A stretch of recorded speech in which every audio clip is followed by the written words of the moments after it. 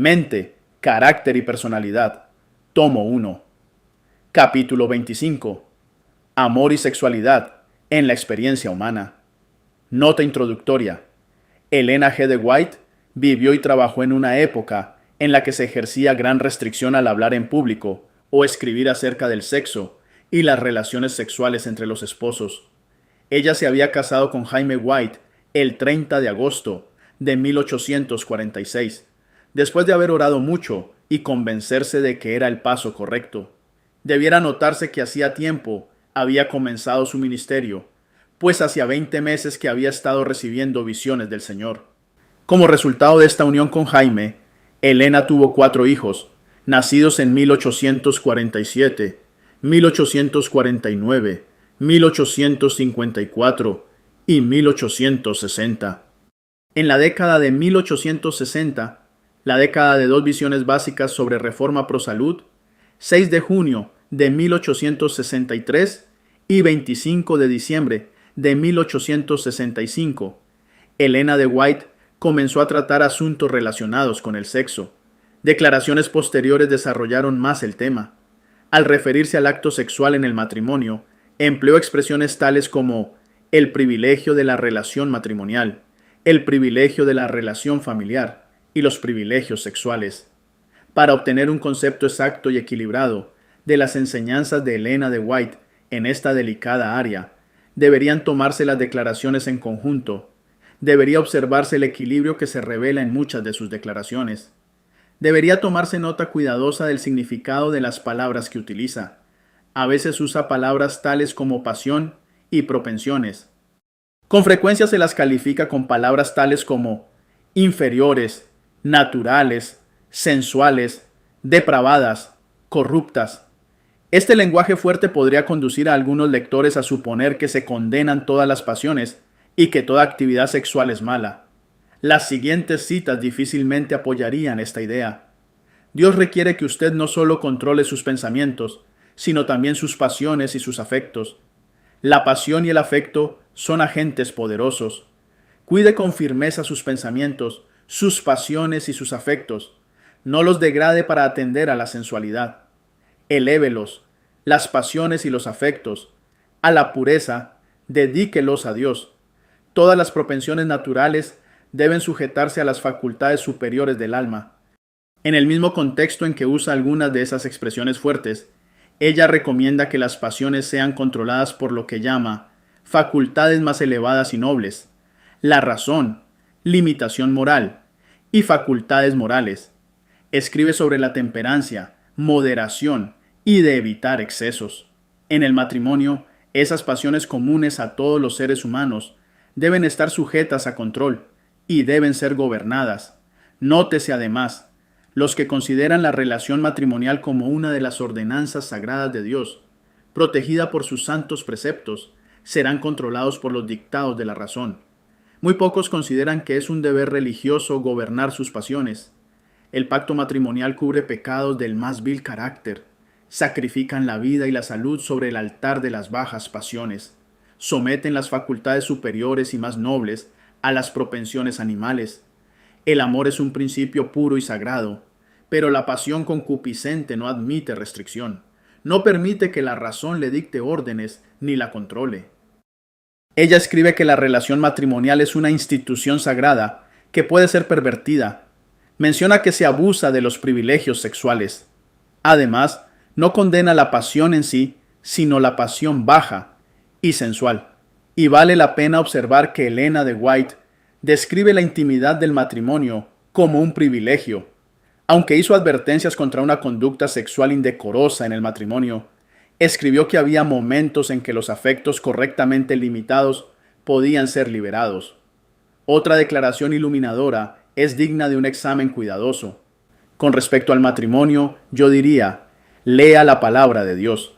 Aún en este tiempo, los últimos días de la historia del mundo, se producen casamientos entre los adventistas del séptimo día. Como pueblo, nunca hemos prohibido el casamiento, excepto en los casos en que había razones obvias que indicaban que sería una miseria para ambas partes. Y aun entonces, únicamente hemos aconsejado y advertido. En una ocasión, cuando por causa de las demandas del trabajo de ambos los separaba medio continente, en una carta Jaime le hizo esta confidencia: sentimos cada día un deseo muy ferviente de una cercanía mayor a Dios. Mi oración cuando me acuesto, cuando me despierto de noche y cuando me levanto de mañana es: más cerca, oh Dios, de ti, más cerca de ti. Sí, duermo sola. Esta parece ser la preferencia de Mary y también la mía. Tengo más oportunidad para reflexionar y orar. Aprecio el poder estar sola, a no ser que tenga la gracia de tu presencia.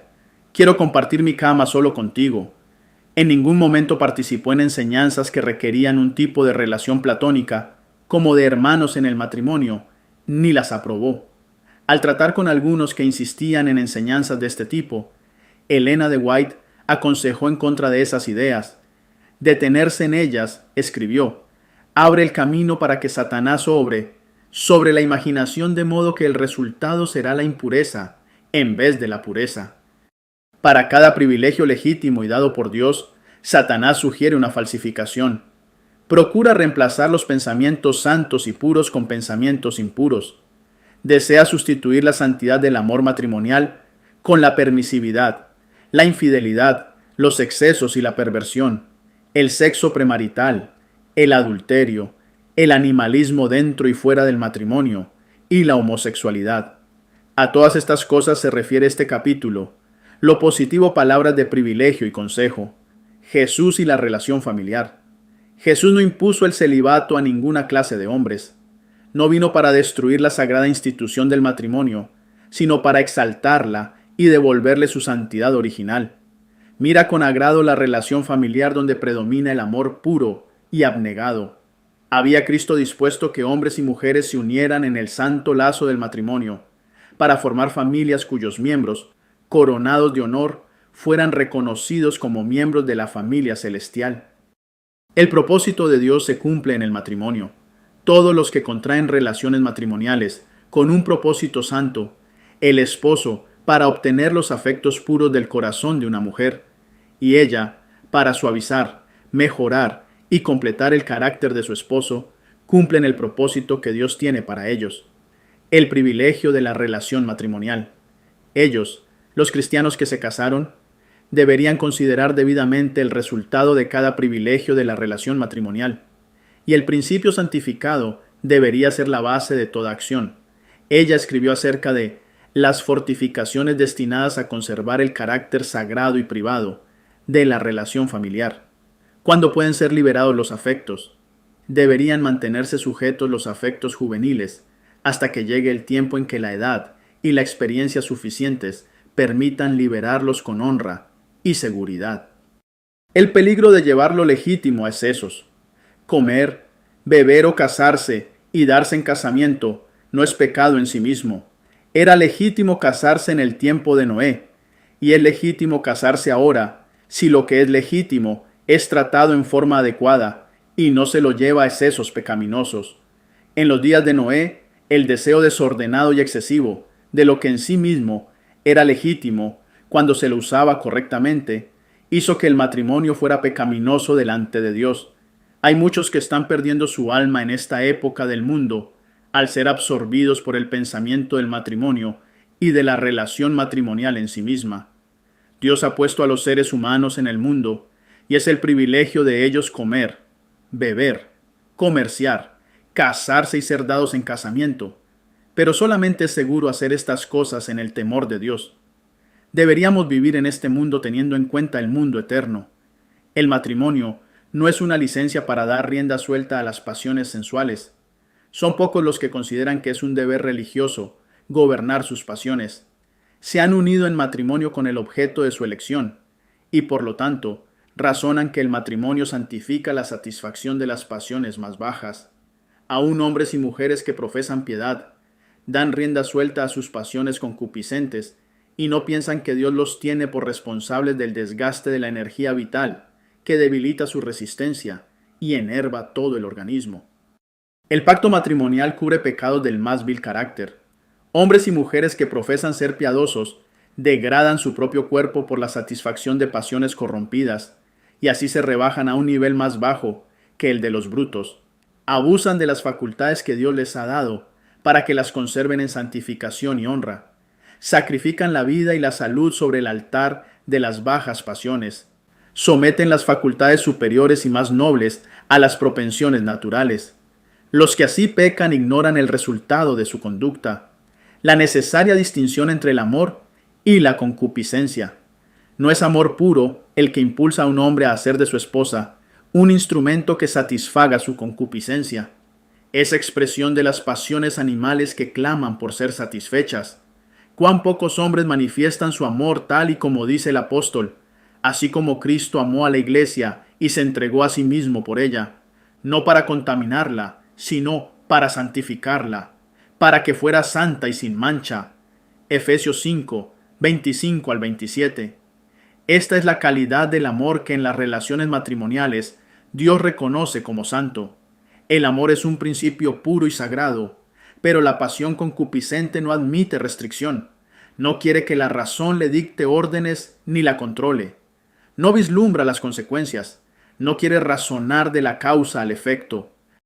Muchas mujeres padecen de gran debilidad y constantes enfermedades debido a que se han despreciado las leyes de su ser y se han pisoteado las leyes de la naturaleza. Hombres y mujeres despilfarran la fuerza nerviosa del cerebro y la ponen en acción antinatural para satisfacer las pasiones bajas. Y este monstruo odioso, la pasión baja y vil, recibe el nombre delicado de amor. Amor, no pasión desenfrenada. El amor no es irracional ni ciego, es puro y santo. Pero la pasión del corazón natural es otra cosa completamente distinta. Mientras que el amor puro considera a Dios en todos sus planes y se mantendrá en perfecta armonía con el Espíritu de Dios, la pasión se manifestará temeraria e irracional, desafiará todo freno y hará un ídolo del objeto de su elección. En todo el comportamiento de quien posee verdadero amor, se revelará la gracia de Dios. Los dictados de la razón tienen que primar. Los que consideran el matrimonio como una ordenanza sagrada de Dios, resguardada por su santo precepto, serán controlados por los imperativos de la razón. Mantener las confidencias dentro del sagrado círculo familiar. Alrededor de cada familia se extiende un círculo sagrado que no debe romperse. Nadie tiene derecho a entrar en este círculo. No permitan el marido ni la mujer que un extraño comparta las confidencias que solo les importan a ellos. Lo negativo, palabras de limitación y advertencia. El matrimonio no fue designado para cubrir la sensualidad y las prácticas degradantes. Dios nunca quiso que el matrimonio cubriera la multitud de pecados que se practican. La sensualidad y las prácticas bajas en la relación matrimonial están educando la mente y el gusto moral en prácticas desmoralizadoras fuera de la relación matrimonial. Los excesos sexuales ponen en peligro la salud y la vida. No es un amor puro y santo el que induce a la esposa a satisfacer las propensiones animales de su esposo, a costa de su salud y de su vida. Tal vez sea necesario instarlo con humildad y afecto, aun a riesgo de desagradarle, y hacerle comprender que ella no puede degradar su cuerpo, cediendo a los excesos sexuales. Ella debe, con ternura y bondad, recordarle que Dios tiene los primeros y más altos derechos sobre todo su ser, y que no puede despreciar esos derechos, porque tendrá que dar cuenta de ellos en el gran día de Dios. Los excesos sexuales destruirán ciertamente el amor, por los ejercicios devocionales, privarán al cerebro de la sustancia necesaria para nutrir el organismo y agotarán efectivamente la vitalidad. La perversión de una institución sagrada. Muchos piensan que porque han entrado en la relación matrimonial pueden ser controlados por las pasiones animales. Son conducidos por Satanás, quien los engaña y los guía a pervertir esta institución sagrada. Le deleita el bajo nivel que domina sus mentes, porque tiene mucho que ganar en esta dirección.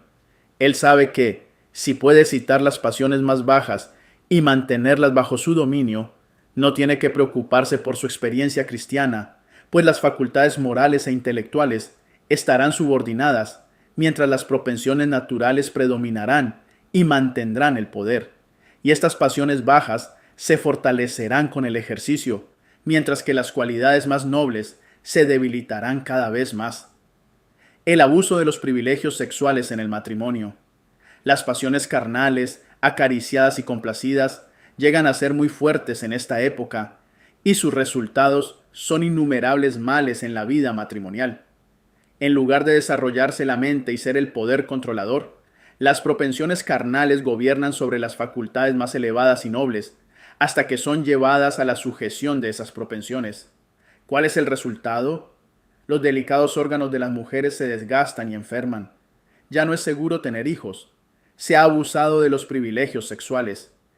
Los hombres están corrompiendo sus propios cuerpos, y la esposa ha llegado a ser la esclava de la cama de los deseos bajos y desordenados, hasta que no hay más temor de Dios ante sus ojos. Complacer los impulsos que degradan tanto el cuerpo como el alma es la tónica de su vida matrimonial. Influencias prenatales. Satanás procura rebajar la mente de los que se unen en matrimonio para estampar su odiosa imagen sobre sus hijos. Él puede modelar la descendencia de ellos mucho más fácilmente de lo que pueden hacerlo los padres, porque puede controlar de tal manera la mente de los padres que por medio de ellos puede dar el sello de su propio carácter a sus niños. De este modo, muchos niños nacen bajo el influjo de las pasiones pecaminosas, mientras sus facultades morales se desarrollan débilmente. Estos niños necesitan la más cuidadosa enseñanza para extraer, fortalecer y desarrollar las facultades morales e intelectuales, a fin de que éstas puedan tomar el dominio. El proceso de degradación. La mente de un hombre o de una mujer no descienden en un momento de la pureza y la santidad a la depravación, la corrupción y el crimen. Lleva tiempo transformar lo humano a lo divino, o degradar a los que fueron formados a la imagen de Dios a lo brutal o satánico. Por la contemplación somos transformados. Aunque formados a la imagen de su Hacedor, el ser humano puede educar su mente de modo que el pecado, que una vez detestaba, llegue a ser placentero para él. Cuando cesa de velar y orar, deja de cuidar la ciudadela, el corazón, y se entrega al pecado y el crimen. La mente se rebaja, y es imposible sacarla de la corrupción mientras recibe la educación que esclaviza las facultades morales e intelectuales y las pone bajo la sujeción de las pasiones más groseras. Debe librarse una lucha constante contra la mente carnal, y hemos de ser auxiliados por la influencia refinadora de la gracia de Dios, que atraerá la mente hacia lo alto y la acostumbrará a meditar sobre lo que es santo y puro. Consejos a las mujeres. Con corazón angustiado escribo que en esta época las mujeres, casadas y solteras, con demasiada frecuencia no establecen los límites adecuados. Coqueteando, estimulan las atenciones de hombres solteros y casados, y los que son moralmente débiles quedan seducidos. Al tolerar estas cosas, se amortiguan los sentidos morales y se ciega el entendimiento de manera que el delito no parece pecaminoso. Se despiertan pensamientos que no se habrían despertado si la mujer hubiera conservado su lugar con modestia y seriedad.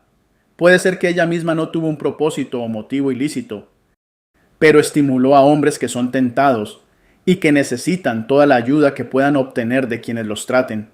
Si ellas se hubieran mantenido circunspectas y reservadas, y si, en vez de permitirse libertades y recibir atenciones injustificables, hubiesen mantenido la moral en alto y una dignidad apropiada, podría haberse evitado mucho mal. Evitar la provocación. ¿No habrán de vigilarse estrictamente a sí mismas las mujeres que profesan la verdad, a fin de no estimular la menor familiaridad injustificable? Pueden cerrar muchas puertas de tentación si observan en toda ocasión una reserva estricta y una conducta apropiada. Con mucha frecuencia son las mujeres las que tientan. Con un motivo u otro, llaman la atención de los hombres, casados o solteros, y los llevan adelante hasta que transgreden la ley de Dios, hasta que su utilidad queda arruinada y sus almas están en peligro. En Cristo podemos obtener fuerzas para vencer. Sean hombres de Dios, estén del lado ganador. El conocimiento está al alcance de todos los que lo desean. Dios quiere que la mente llegue a ser fuerte, que el pensamiento sea más profundo, más pleno y más claro. Caminen con Dios como lo hizo Enoc. Hagan de Dios su consejero y mejorarán mucho. Hay muchos hombres que pretenden guardar los mandamientos de Dios, que visitarán al rebaño de Dios bajo su cargo y conducirán a las almas incautas a una corriente de pensamiento que resultará en vergonzosas libertades y familiaridades. Él, el pastor, comenzará cuando visita a las familias a preguntar secretos de su vida casada. ¿Son felices con sus esposos? ¿Sienten que se las aprecia? ¿Hay armonía en su vida matrimonial? De esta manera la mujer, sin sospechar, es conducida, por medio de esas preguntas engañosas, a abrir su vida privada, sus chascos, sus pequeñas pruebas y quejas, a un extraño como lo hacen los católicos con sus sacerdotes. Luego este pastor que se identifica con ella, agrega un capítulo de su propia experiencia, que su esposa no es la mujer de su elección, que no hay afinidad real entre ellos. Él no ama a su mujer. Ella no satisface sus expectativas. Así se quiebra la barrera y las mujeres son seducidas. Ellas creen que su vida es un gran desengaño y que este pastor tiene una gran preocupación por su rebaño. Se estimula el sentimentalismo enfermizo y se daña la pureza de la mente y el alma, y esta clase de trabajo termina en el quebrantamiento del séptimo mandamiento. Los pensamientos contaminados llegan a ser un hábito, y el alma es manchada y herida. Haga un acto malo, y se produce una mancha que nadie puede quitar, sino la sangre de Cristo. Y si no se aparta del hábito con firme resolución, el alma se corrompe, y las corrientes que fluyen de esta fuente contaminada corromperán a otros. Su influencia es una maldición. Dios ciertamente destruirá a todos los que continúan con esta obra. Debemos ser elevados, ennoblecidos y santificados. En Cristo podemos obtener fortaleza para vencer, pero cuando al carácter le falta pureza, cuando el pecado ha llegado a ser una parte del carácter, tiene un poder hechizador que es igual al embriagador vaso de alcohol. El poder del dominio propio y de la razón es superado por las prácticas que manchan a todo el ser. Y si estas prácticas pecaminosas se continúan, el cerebro se debilita, se enferma y pierde su equilibrio. Hombres, mujeres y jóvenes se hallan inmersos en la depravación moral.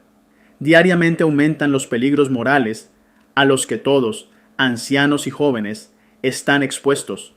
El desvarío moral, que llamamos depravación, encuentra amplio espacio para actuar, y los hombres, las mujeres y los jóvenes que profesan ser cristianos ejercen una influencia que es baja, sensual, diabólica. Satanás está haciendo esfuerzos soberanos para involucrar a personas casadas, niños y jóvenes en prácticas impuras. Sus tentaciones son recibidas en muchos corazones porque no han sido elevados, purificados, refinados y ennoblecidos por la sagrada verdad que ellos profesan creer. No pocos han sido bajos y viles en pensamiento y triviales en la manera de hablar y conducirse, de modo que cuando vienen las tentaciones de Satanás no tienen poder moral para resistirlas y caen como fácil presa. La degradación.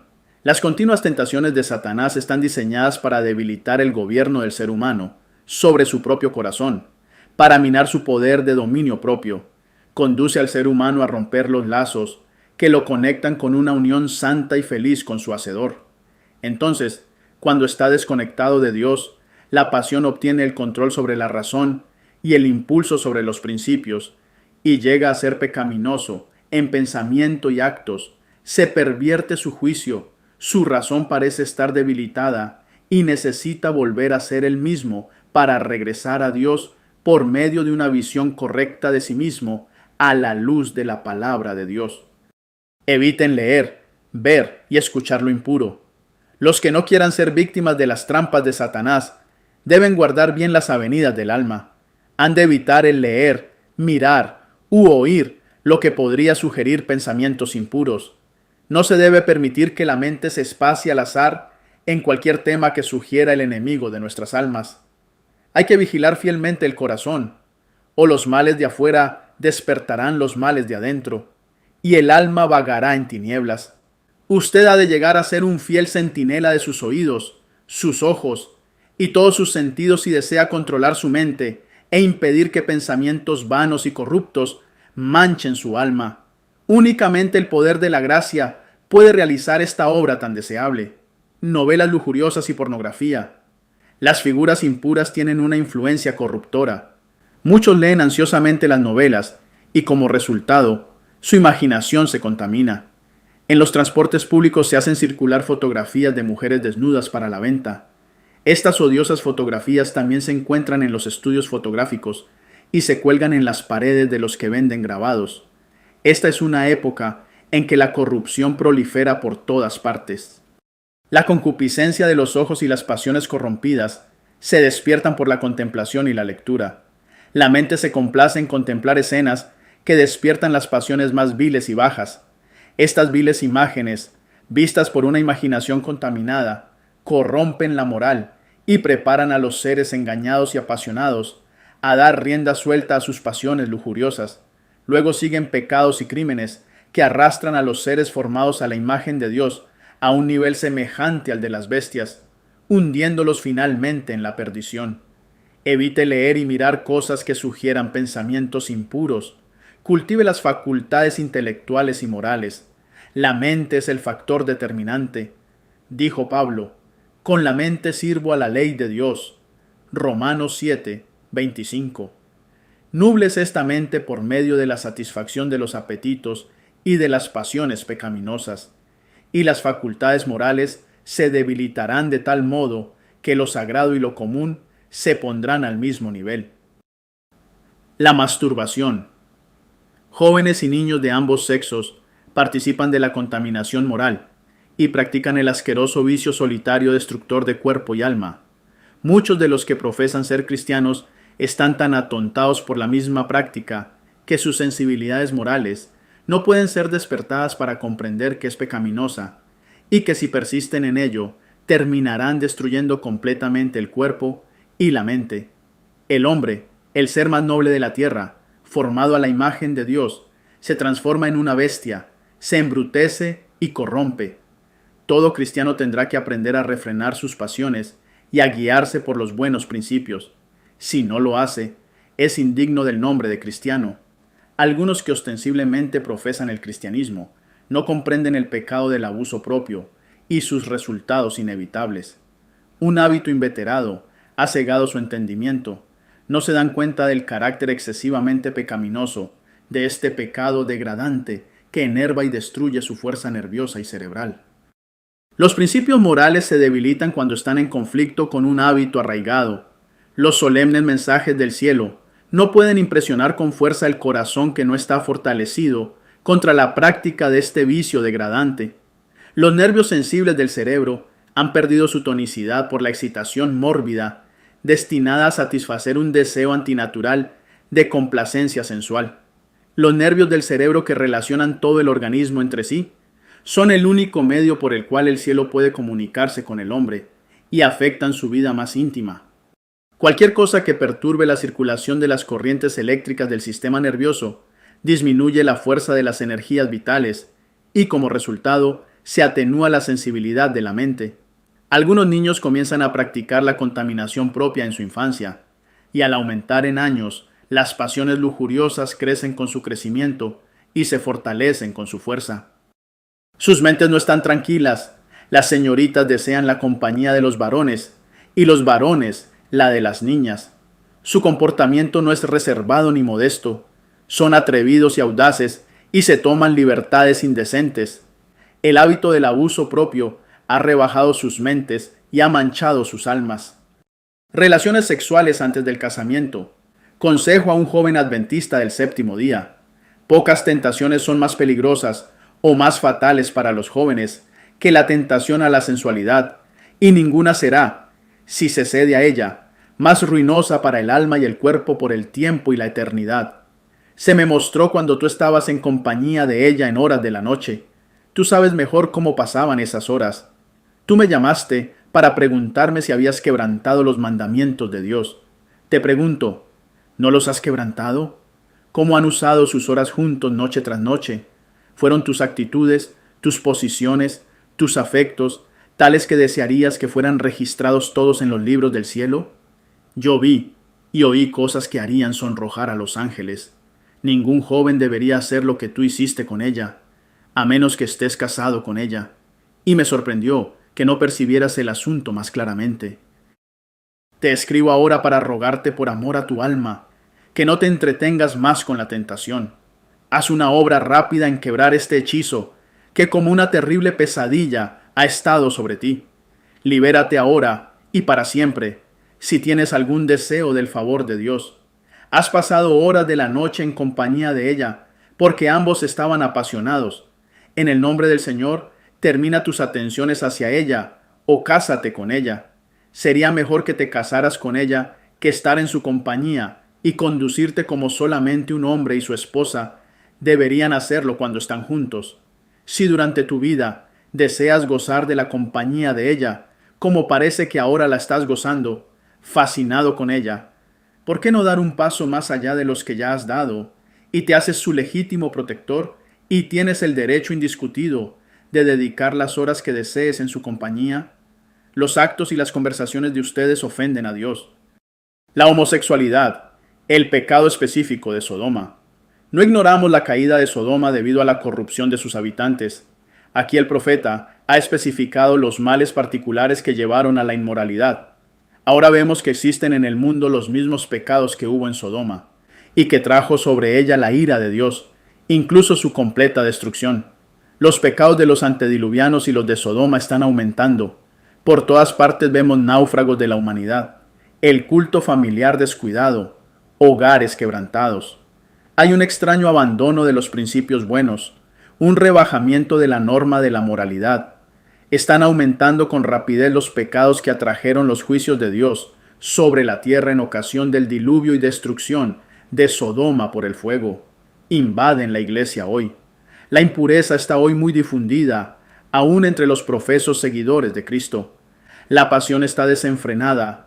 Las propensiones animales están ganando fuerza por la complacencia, mientras los poderes morales se debilitan continuamente. Existen hoy los pecados que destruyeron a los antediluvianos y las ciudades de la llanura, no meramente en los países paganos, no solo entre los que profesan el cristianismo popular, sino aún entre algunos que profesan esperar la venida del Hijo del Hombre. Si Dios presentara estos pecados delante de ustedes como aparecen ante su vista, se llenarían de vergüenza y terror. Cerrar los ojos a la luz. La satisfacción de las pasiones más bajas inducirá a muchos a cerrar los ojos a la luz, porque temen ver pecados que no están dispuestos a abandonar. Todos pueden ver si lo desean. Si prefieren las tinieblas a la luz, su criminalidad no disminuirá por ello. ¿Por qué no leen los hombres y mujeres y se instruyen en estas cosas que tan decididamente afectan su fuerza física, intelectual y moral? Dios os ha dado un tabernáculo que cuidar y conservar en la mejor condición para su servicio y gloria. Vuestros cuerpos no os pertenecen. Equilibrio y victoria, palabras de promesa y esperanza. Se necesitan un sincero arrepentimiento y un esfuerzo determinado. Los que corrompen su cuerpo no pueden gozar del favor de Dios a menos que se arrepientan sinceramente, hagan una reforma completa y entren en perfecta santidad en el temor del Señor. La única esperanza para los que practican hábitos viles es dejarlos para siempre si es que estiman de algún valor la salud temporal y la salvación en el más allá. Cuando se ha consentido en estos hábitos durante un buen tiempo, se requiere un esfuerzo determinado para resistir a la tentación y rehusar la complacencia corrupta. Controlar la imaginación. La imaginación debe ser dominada real y persistentemente si las pasiones y los afectos han de ser sometidos a la razón, la conciencia y el carácter, subordinados a la voluntad de Dios.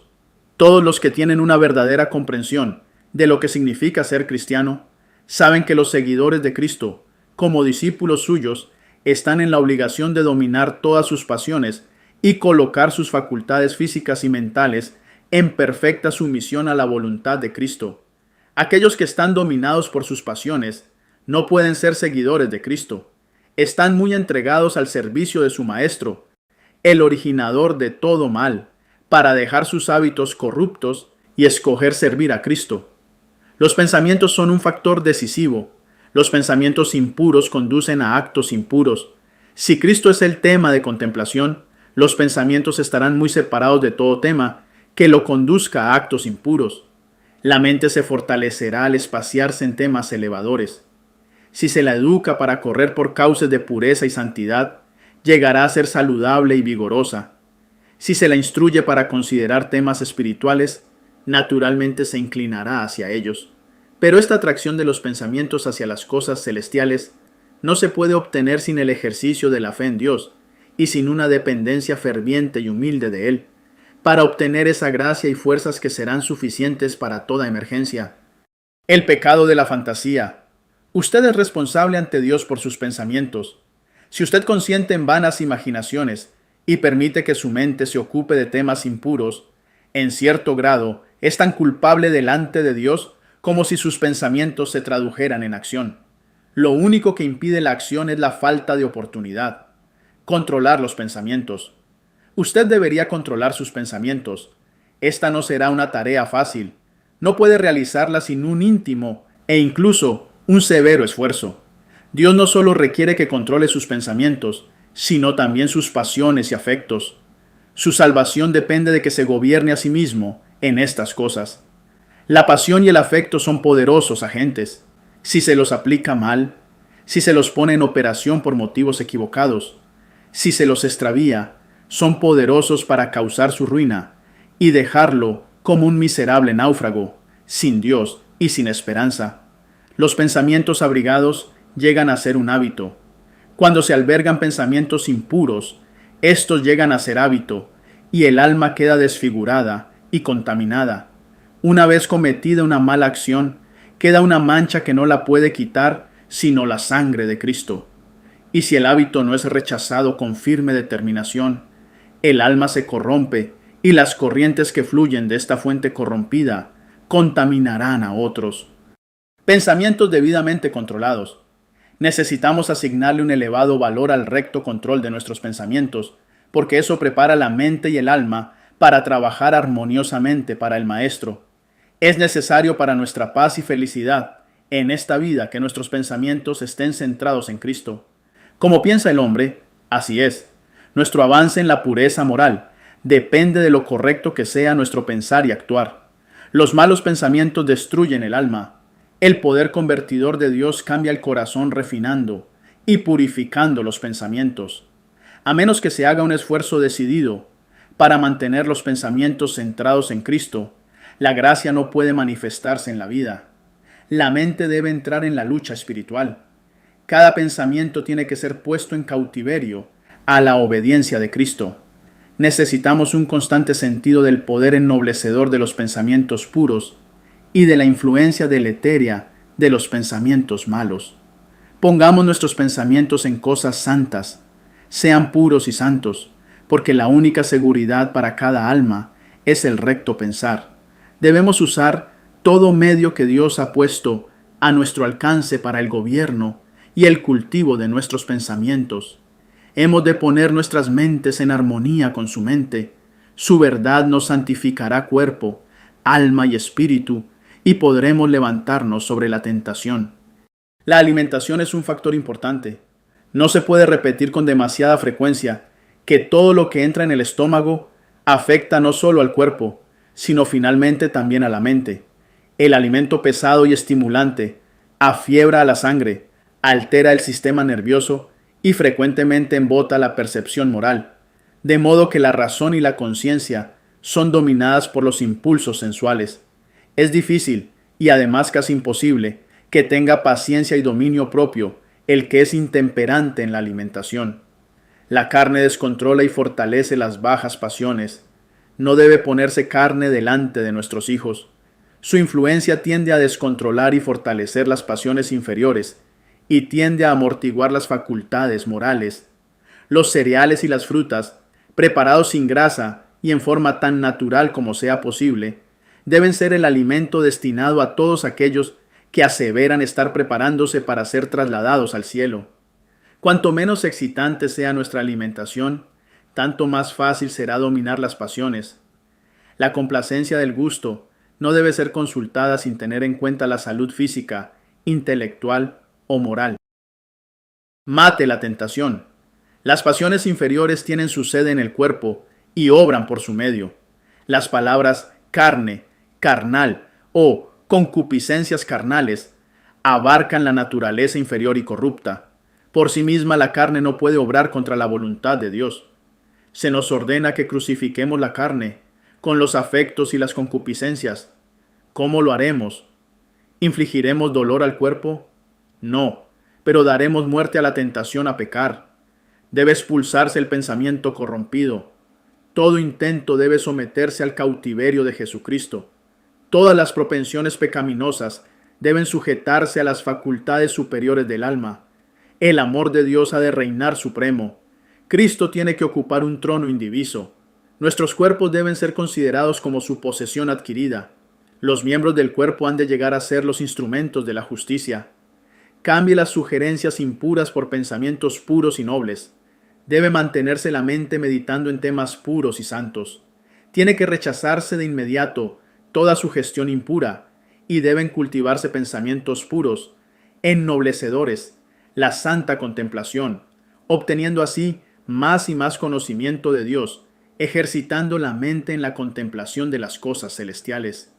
Dios tiene medios sencillos al alcance de cada caso individual, suficientes para asegurar el fin último, la salvación del alma. Proponte alcanzar una norma elevada y santa. Mantén en alto tu ideal.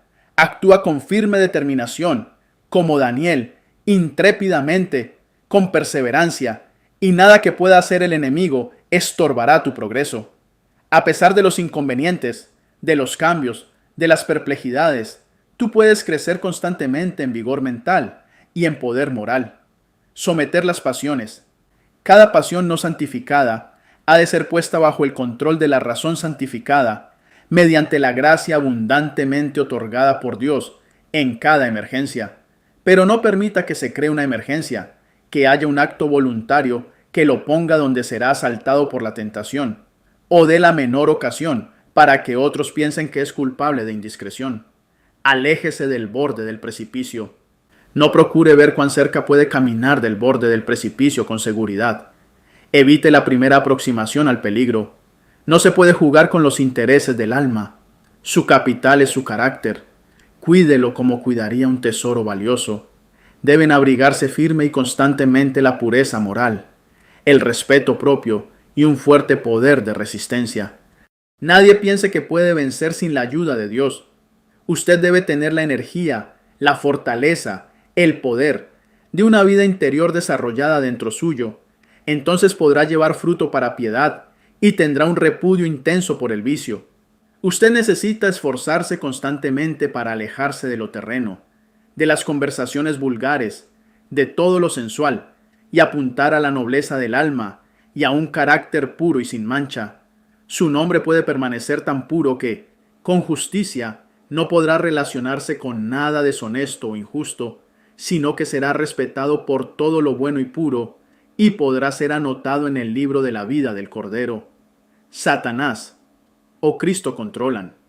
Cuando la mente no está bajo la influencia directa del Espíritu de Dios, Satanás puede moldearla a su voluntad.